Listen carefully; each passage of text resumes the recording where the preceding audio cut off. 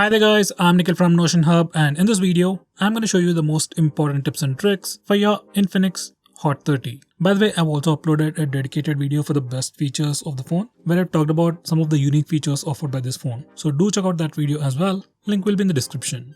By the way guys, if you like these kind of videos, hit the like button, and if you don't, make sure to hit the dislike button. It helps us a lot. Now with that said, first I'll start off with the navigation gestures. You can enable the navigation gestures from the settings, and once you enable them, you can swipe from the bottom of the screen to go home, swipe and hold for the recent apps, and you can swipe from the left side or right side to go back a step. You can swipe from the bottom left corner or the bottom right corner diagonally to trigger the Google Assistant.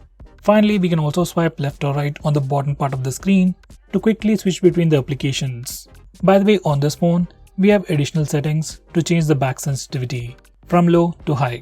You can select the option based on your preference.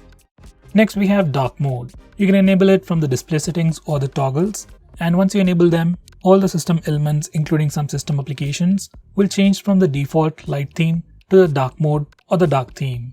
This mode helps you save some battery, it looks much more cooler, and also strains your eyes less at night. Next, I'm going to show you how to use split screen mode. For that, first go to the recent apps page. Now tap on the split screen option above the app window.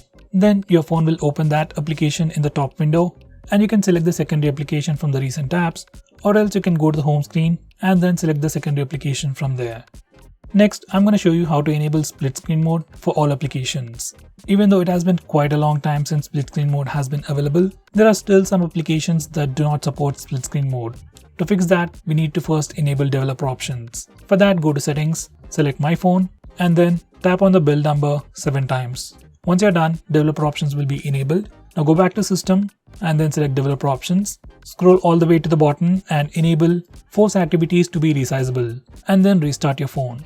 Once you do that, you will be able to use all applications in the split screen mode.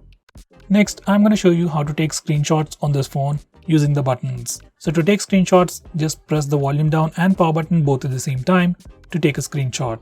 This is a pretty quick shortcut that works on all the Android phones. Next, I'm going to show you how to take a screenshot with the 3-finger screenshot gesture. This feature is enabled by default, but for some reason if it doesn't work, you can always enable it from the settings. Once you enable this feature, you can just swipe down using 3 fingers to take a screenshot. Here's a quick preview. Next, I'm going to show you how to take a long screenshot, or in this case, scroll shot. First, you need to take a regular screenshot. For that, you can either use the buttons or the gesture. So once you take a screenshot, you get a preview, and beside that we have a dedicated button for the scroll shot. Just tap on it to get a scroll shot or a longer screenshot. Next, I'm going to show you how to record the screen on your phone. For that, go to the notification toggles and then select silent screen recording. Even though it says silent screen recording, we can also record with voice, and you can select it directly from the options. From settings, you can change the voice preference, you can also change the picture quality and some other preferences.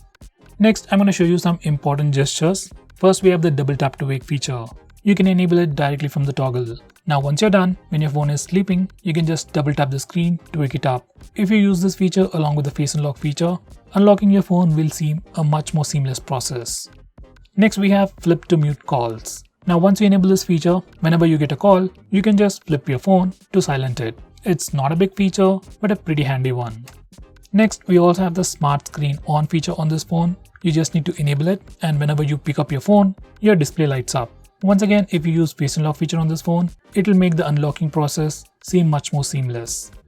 Next, I'm going to show you how to change the default applications on this phone. By default, we have some default applications like default browser, home app, that's the home launcher, phone app or SMS app.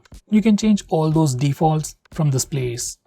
Next, I'm going to show you how to display the network speed on the status bar. So to display the network speed, you just need to enable this toggle and you'll get the network speed usage on the status bar.